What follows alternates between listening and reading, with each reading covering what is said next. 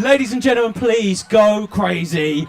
Dylan OBrien, Thomas Brody Sangster, Kayla Scodelario, Will Poulter, and Wes Ball.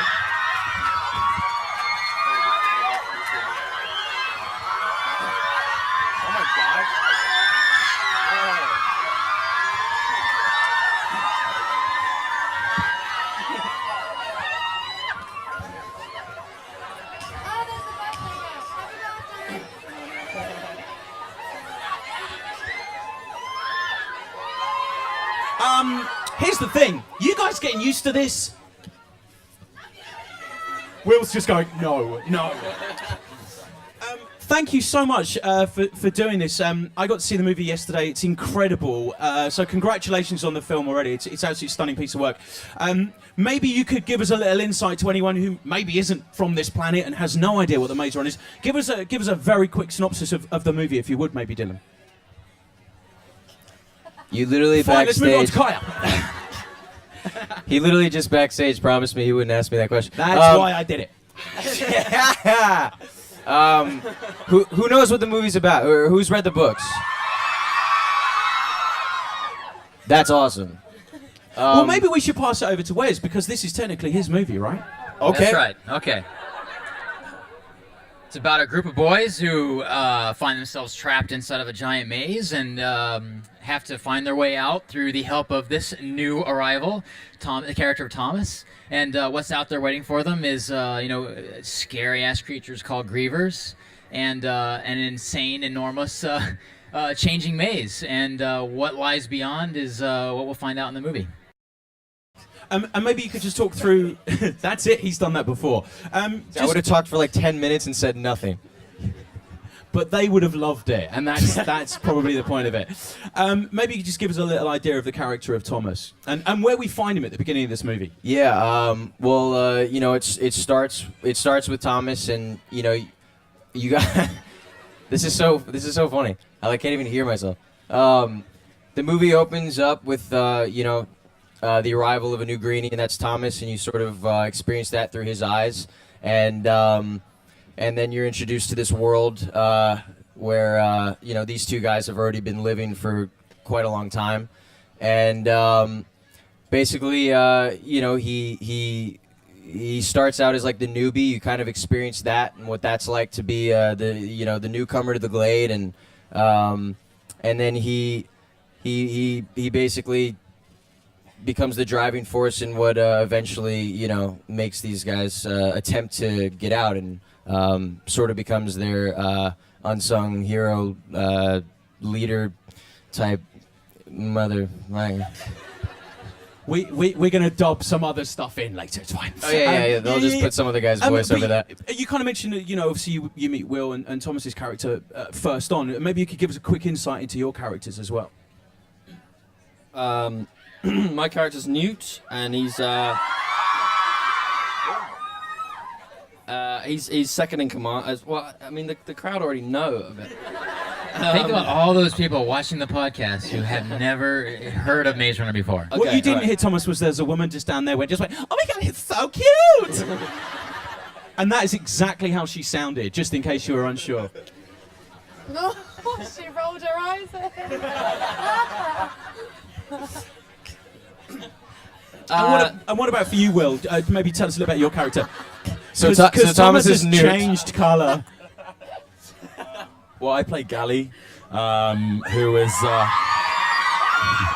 thank you so much. I'm not sure he deserves that at all, but or me. But yeah, I play Gally, who I suppose is the closest thing to the villain in our story. But I guess what we kind of tried to do when it came to adapting the book into the film is just make kind of the only changes that we felt were necessary in order to make the film better than it was. And I feel like one of those was trying to kind of maybe make Gally a little bit more justified in what he did, a little bit more understandable and a little bit more rational. So he's just less of a douchebag, hopefully, and and slightly more justified in what he does as one of the more kind of like senior guys in the Glade.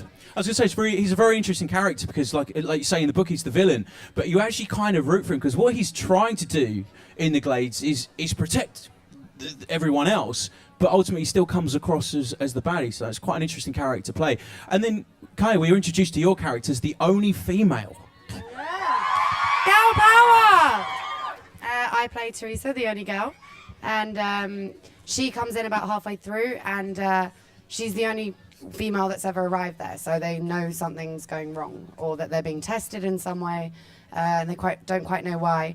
And she wakes up and she immediately feels a connection to Thomas, as you would, and and she doesn't know why.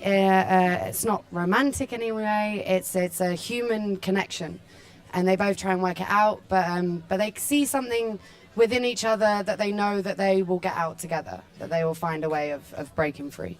And in terms of filming this as well, did you come on board into the filming process? Because I know I got the chance to meet Wes and you guys yesterday. So this was only a 2-month shoot. It was like 60 days, and like you say, you come in halfway through the 42 movie. days. 42 days? That's right. Wow. I mean, that's a really fast turnaround. So did you come in at a later stage in filming, or were you... No, I was there all the time. whole I got time? to chill. I sat by the pool. It was lovely. They were hard at Craft work. I'd have dinner services. ready when they came home. It's lovely. Oh, and what about being amongst a cast of guys? Was it? Look at them. Yeah, It was yeah. great. That was such a stupid question, wasn't it? Right? And what about like your character, Will? Because like seriously, I mean, we've met quite a few times before. You've never bought me a drink, and it's fine. But he's quite bulked up in this movie, right? You've changed. I don't know. I think most of the visual effects budget went on trying to make me look strong. And there's actually this cool moment, like I think maybe it was in the trailer, where me and Dill have kind of like a little kind of like rough and tumble moment, and I push him, but I did not push Dylan OBrien that far. I can tell you, he was on a crane wire, getting yanked back, and he made me look a lot stronger than I am. But yeah, it was fun playing, I guess, that guy. And one of my favorite scenes is the wrestling scene that we did together as well. It's kind of fun doing that physical stuff, and Dilly nails the physical stuff, so it's fun. Let's talk about the physical stuff then. I mean, this movie's called The Maze Runner. How much running did you have to do? I mean, Wes, did you see these guys and go run in an audition? Like, That is could the they funny run? thing, is that I did not think to audition Dylan's running style. Thank God. You look okay. A lot of running in this movie. Please tell me you didn't do that in the audition. Well, no, I mean, I just think it'd be funny if that's how I ran, you know? And like they gave me we the got part, a and then we problem. showed up, and I was just like, and they're like, Did any of you practice running? When you knew you were in this movie, did you kind of... Because I got to meet Tom Cruise once, right? Ooh, get me. And Tom Cruise genuinely said that he practiced running and the kind of super cool running, because he said if you run too much with your hands in front of your face, the camera can't see you. So he practiced. He worked out how to look cool and run. Tell me you must have tried that. that's a little too much. No, I don't know. It didn't even occur to me. I think the thing is that these are real kids. We didn't want them to look like superheroes because they're not. They could be any of us. And I think it would look ridiculous if we all looked like action heroes, because the whole point is this could be anyone whose life has been taken away from them and they have to survive. So obviously they have the instincts and the fire to want to fight, but you know, they've never probably picked up a knife before or had to run and things like that. So I think it's cool that they don't look like Usain Bolt. They're just kids running. Well said. Yeah, but that's very much what makes these characters relatable. It does feel like it could be any one of us. And what would you do? And that's what's Yeah, fantastic about that there's a first 10 grounded minutes. kind of realism to this whole thing, and that goes into the style all the way through the story that we were kind of trying to lay out in the movies. It was very much about trying to make a real kind of story and make this maze feel like it was a real place you could go to. That included in the locations and the Glade and all these places. I think that's very well said from Kaya there. Nice. Where was the set? Where did you guys shoot? We shot it in Louisiana. It was extremely hot. And it was basically 3 basic locations in the whole movie. The maze, the Glade, which was a real place out there in a cow pasture full of snakes and bugs and all kinds of vicious creatures. and then finally some other location that we won't reveal yet, but something that's a little different looking. Let me ask you about casting. then. Starbucks. Third. This is the third location. Let me ask you about casting. How did you choose these guys?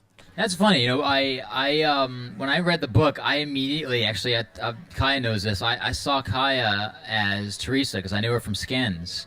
So she was like my first choice when I came into the studio. I pointed to this picture of Kaya and said, I want her. And then Will was actually the next person that came to mind. And I think I found Thomas really, really quickly, actually, in the audition process. And then Dylan, you're the last guy. I auditioned Dylan. Did you audition as well, though? Yeah. Did That's you right. know, though, that they'd I come knew it to was him you? the second he walked in. I said, "That's him," because he had like a poorly finger, and he was like, "Dude, look at my finger. I've been on a plane, and it's so great." I was like, "This is the guy." I think the impression's a little off. But you almost didn't get the job, right? Yeah, right? I don't know. I guess I have to tell this story. Yeah, I know. Everyone brings it up now. Okay, but can we so- stop referring to it So as here's the MTV thing hair? about the story. It's Dylan's hair. I mean, look at the hair. You can just barely see it, but it's quite an awesome head of I hair. have my hat on. But I was just starting out. We had seen hundreds and hundreds of tapes, and Dylan was probably one of the first people to actually audition for this role. He was probably tape number 3 or something. And you might have just got done with Teen Wolf or something, and the hair was, it was Styles' hair. And and so me, this new director, didn't know what the hell I was doing. All I could see was, Styles, and I couldn't see the young kind of everyman, the innocent boy that I pictured as Thomas. And so as time went on, I just couldn't find who we were looking for, and the studio said, we did this movie with this boy, this awesome kid named Dylan OBrien. He was in the internship. You should check him out. And I did a search online for him, and on Google Images popped up, and there's a shot of Dylan with his head shaved. And I immediately said, that kid, he's awesome. This is perfect. And then this told me something, by the way. As soon as I realized that, I remembered his audition. And that told me something. Out of the hundreds of tapes, I remembered his audition, the very first one I saw. And so I went back, this time wiser. I realized I could do something with his hair. And we brought him in, and he became our Thomas. Thankfully. How do you feel that with the coolest haircut I've probably ever seen? Like, yeah. And you nearly didn't get a job because of your hair. That's mad, right? Look at him. Yeah, I never think about that. Let me ask this question to the cast, because this is a first-time director in terms of... That's going to happen a lot, right? This is if you like a first-time director, I know Wes has been in every department of filmmaking, but did you kind of know that this huge movie, this Maze Runner movie, is going to be helmed by somebody who's never helmed such a huge epic event before? How did that make you guys feel as actors? Well, from the second I met Wes, well, I guess not from the second, but the first time I met... The second, at least the fifth second. Yeah, like 5 seconds into it, I was like, all right, there we go. No, the first meeting we had, he spent a couple hours with me just going through his almost a year. I feel like at that point you had already been prepping and a lot of artwork. Yeah, a lot of art with a whole binder full of what the world would look like, and he drew a maze, and he had Griever sketches, and I mean just every detail and piece of the book he had already kind of brought to life in this. I could just he just blew me away sort of with his commitment to it, and he's an artistic genius. Also, his short that's online, I don't know if anyone's seen it. It's called Ruin. If you haven't, you should check it out because it's amazing. And he did it by himself for less than $10,000 or something like that. And it literally looks like a sequence out of Terminator. And so I was very comfortable and confident with him going into it. I thought he would make an amazing movie. First time director or not, that means nothing to me. Yeah. And what about for you, Thomas? Because I know, as well as an incredible actor, I know you've done some producing, stuff like that. So, being in the film industry, not just as an actor, but also as a producer and making your own stuff as well, how did that make you feel? In terms of Wes? Yeah. I can was be aware honest.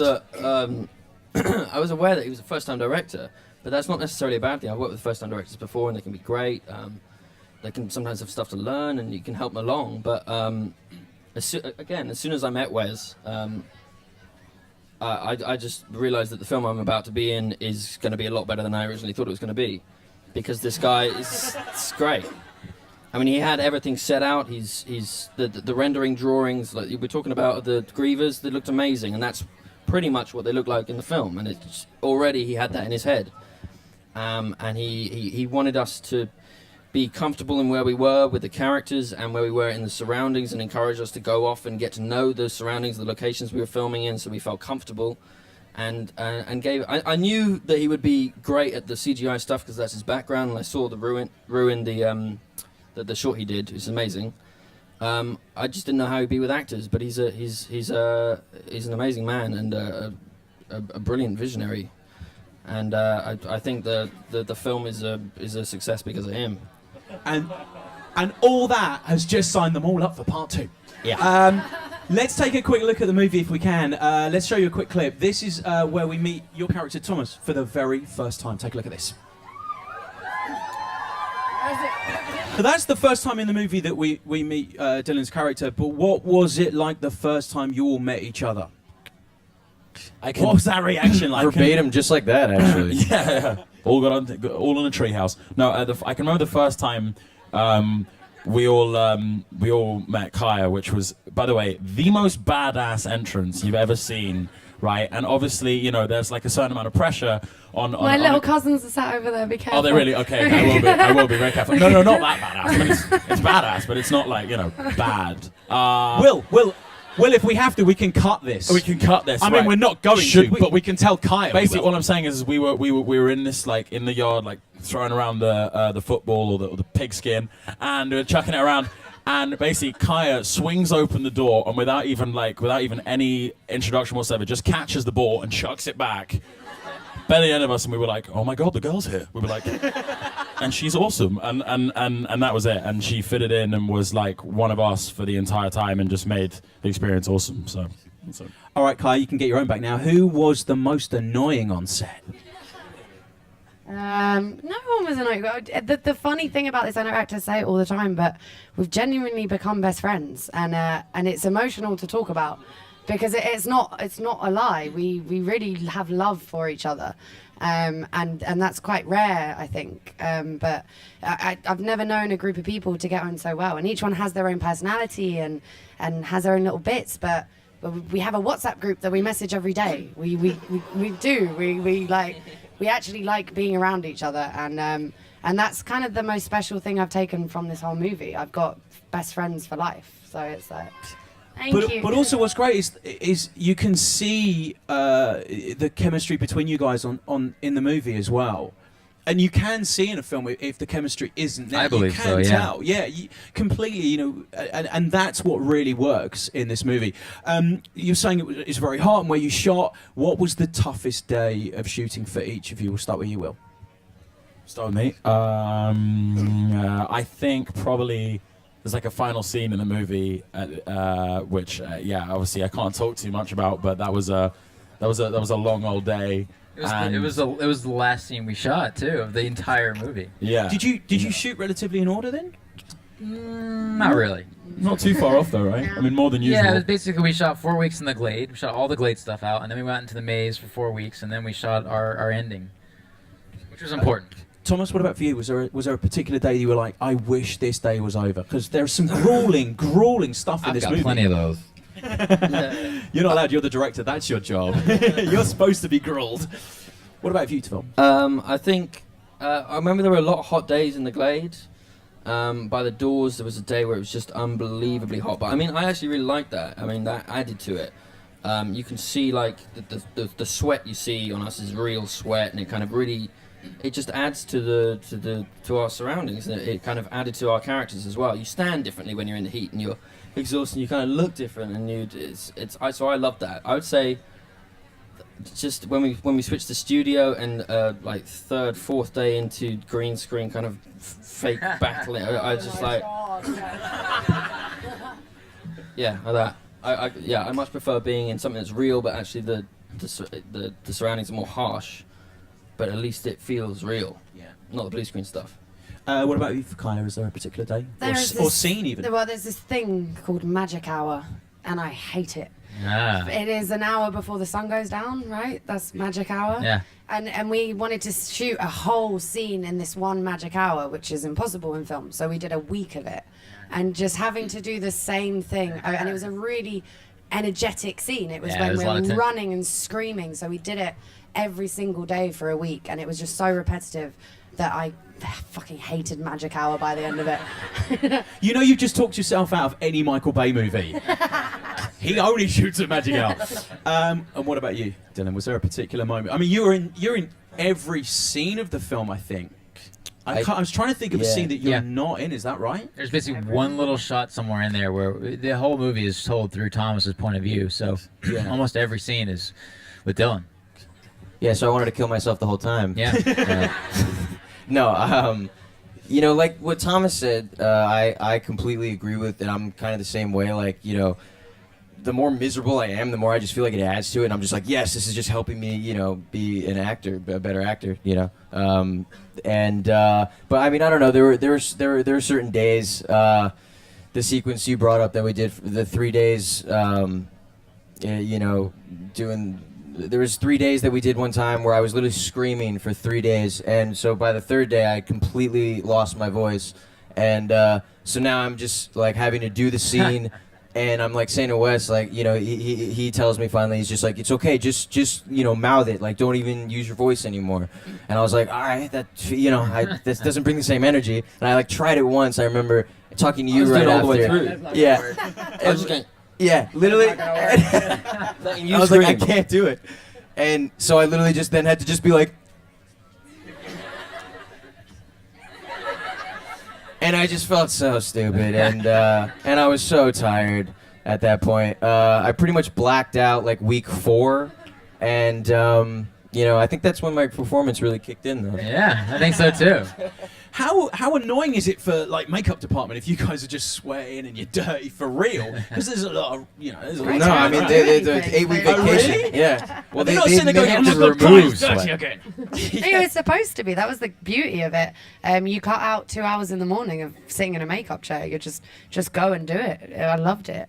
It's really kind of freeing to not have to worry about your hair or your makeup or anything like that. Just go be dirty. But you do get thrown around in the dirt. Does makeup got to then go, hang on a minute, he had dirt there yesterday. We've got to find some dirt and rub it in your face and make sure you look exactly the same. Because continuity when you're fighting and doing that stuff must be really difficult. It actually like made, for the most part, like made things a lot easier. But it was hilarious because in the first week they started putting on dirt and like additional dirt and mud and spray and all this kind of stuff, and then by like week, you know, 6, we're just not even showering. we're just coming in dirt, and they're like, "You're good, carry on." Like just because you're just head to toe and stuff, and that's it. Kind of made the whole thing quicker. You got really tanned as well. Like you Yeah, I changed changed like 3 colours shades of through the color. way.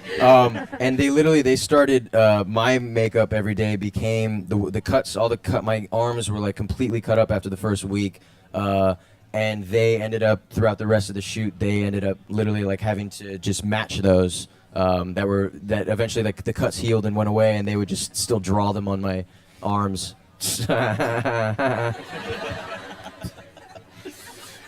We should probably show a clip. Now, I think this is an exclusive clip, so only you guys in here are going to get to see this. I don't think... although we got the director, if the rest of the world wants to beg him and let us show, we can do it. This is the other main character in the movie. This is the first time we see Into the Maze. Take a look.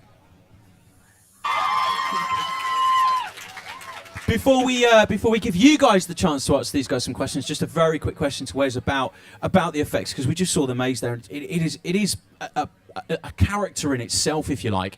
How much of the maze was built? How much is real? How much is CG? How much did these guys have to enact with? I would say 30% of it's real. You know, the doors we built for real. They were big, giant, 20-foot tall doors. But anytime you see a gigantic shot where we had to actually extend them in VFX, we built a lot of the maze interior. Our first night in the maze with the Griever. That'll be a fun scene for you guys. That was a good part of it was set. You know, a lot of that was extension of VFX. And there's a whole big, giant sequence outside of the maze that's almost 100% VFX. So... It's great. I was literally showing off to people yesterday going, like, you know what, there's hardly any visual effects in this film. It's so built for real. Like, clearly, it's not George Lucas. And then you told me that I just got that wrong. That's right. But testament to how visual effects, Yeah. how incredibly real it looked. That's right. We are going to open it up to these guys just very quickly. Can you call part 2 Glade Runner just for me? I'll try. Thank you. I want credit. No. And then the third one, Glade Trinity. Ooh. What's your question? Hello, nice to meet you all. I was just wondering, in Comic Con, you brought up the special effects and how you used like the feet and the legs and to try and act to what's not there. Obviously, there's the doors of the maze and the grievers are all special effects. And as a computer animating student, I was just wondering any challenges or problems that you may have had while you were trying to film these particular scenes, as now we know most of it was visual effects as well. Well, first of all, most of it I wouldn't say is visual effects. Like, there's that huge sequence in the maze that's crazy, but the doors, like you just said, that's real. That was there, you know. And that's every time you see the doors closing. Like, maybe if you pan up, right, It's always a kind of you a extend it, mix, but- basically. Yeah. But shockingly, we always did have like an environment to interact with. So even when we did, we were doing like very VFX heavy sequences. I was surrounded by walls that then I just had to imagine higher, and running through a maze or something, or But those doors closing and running through that, like that's that was really there. That's all physical, and I think it was really easy to work with, and I don't know what that tells you, but Well, we it always might had, be a we always testament had to Wes. like guys in blue suits that they were at least reacting to, so they weren't doing this to nothing. They always had someone they had, and we gave them these silly pool noodles that were swinging around, so their all eyes at least are on something, So that's the trick, is really the eye line, right? When you're doing these animated things. And then it was up to Method and our really awesome team, the VFX team, to kind of make that stuff feel real, Let's get another question because we only have time for a few more. Let's hit that lady right there. I was wondering, what was the funniest moment for you guys on set? I don't know if you heard, but I Dylan will just went say, up. I will say, I have like 20 minutes of gag reels of all the fun, the laughs that we had on set. Oh, no way. It's fantastic. You'll see it on the DVD. I guess very quickly we should really wonder what you were kind of smirking and going about. Nothing specific, just Okay. our entire relationship. Yeah. We laughed a lot on set, which was fun. It's a very serious movie, but there was a lot of fun had in between takes. It was like they said, they were really good friends, so it was fun. I was kind of cracking up. Me and Thomas one time leaned in to kiss each other and like That's on the DVD. totally like played chicken, and you got me. Like I eventually couldn't do it. It was so funny. That's got pre-orders of the DVD even higher, isn't it? Do you know what? The movie is out in October the 10th. We've got a little while to wait here in the UK, but I saw it yesterday. It is absolutely stunning. Will you please join me in thanking all of our guests tonight? You guys have been incredible. Wes! Will! Thomas! Kaya! And Dylan! It starts with Thomas, and you got this is so funny. I can't even hear myself. The movie opens up with the arrival of a new greenie, and that's Thomas, and you sort of experience that through his eyes, and then you're introduced to this world where these two guys have already been living for quite a long time, and basically he starts out as like the newbie. You kind of experience that and what that's like to be the newcomer to the Glade, and then he basically becomes the driving force in what eventually makes these guys attempt to get out, and sort of becomes their unsung hero leader type mother. We're going to dub some other stuff in later. It's fine. Oh yeah. They'll just put some other guy's voice over that. You kind of mentioned, obviously you meet Will and Thomas's character first on. Maybe you could give us a quick insight into your characters as well. My character's Newt, and he's second in command. As well, I mean, the crowd already know of it. Think about all those people watching the podcast who have never heard of Maze Runner before. What you didn't hear, Thomas, was there's a woman just down there who just went, oh my god, it's so cute! And that is exactly how she sounded, just in case you were unsure. No, she rolled her eyes at him. And what about for you, Will? Maybe tell us a little about your character. So Because Thomas has is new. changed colour. Well, I play Gally, who is. Thank you so much. I'm not sure he deserves that at all, but or me. But yeah, I play Gally, who I suppose is the closest thing to the villain in our story. But I guess what we kind of tried to do when it came to adapting the book into the film is just make. You literally Fine, let's move on to backstage. Kaya. He literally just backstage promised me he wouldn't ask me that question. That's why I did it. Who knows what the movie's about? Or who's read the books? That's awesome. Well, maybe we should pass it over to Wes, because this is technically his movie, right? That's right. Okay.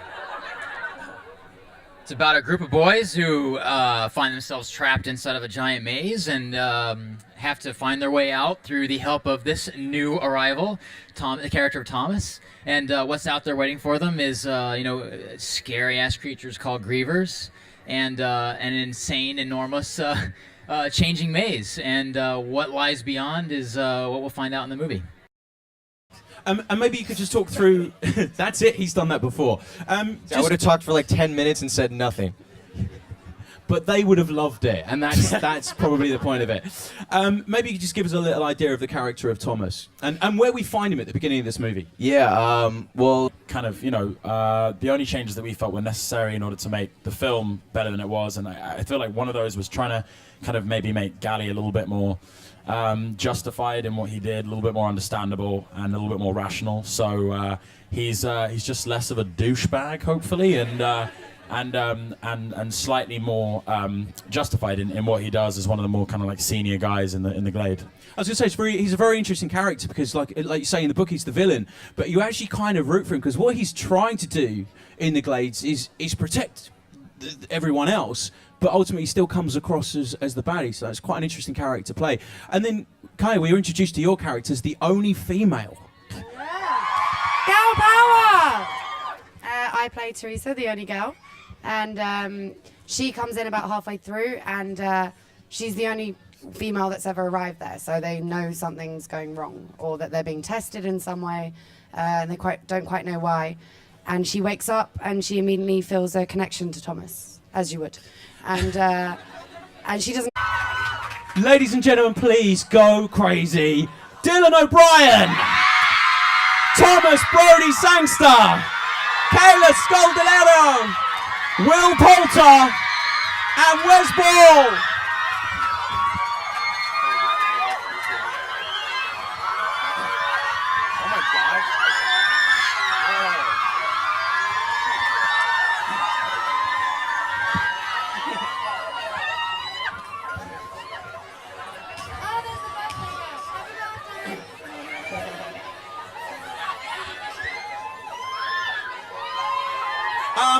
Here's the thing. You guys getting used to this? Will's just going, no. Thank you so much for doing this. I got to see the movie yesterday. It's incredible. So congratulations on the film already. It's absolutely stunning piece of work. Maybe you could give us a little insight to anyone who maybe isn't from this planet and has no idea what the Maze Run is. Give us a very quick synopsis of the movie, if you would, maybe, Dylan.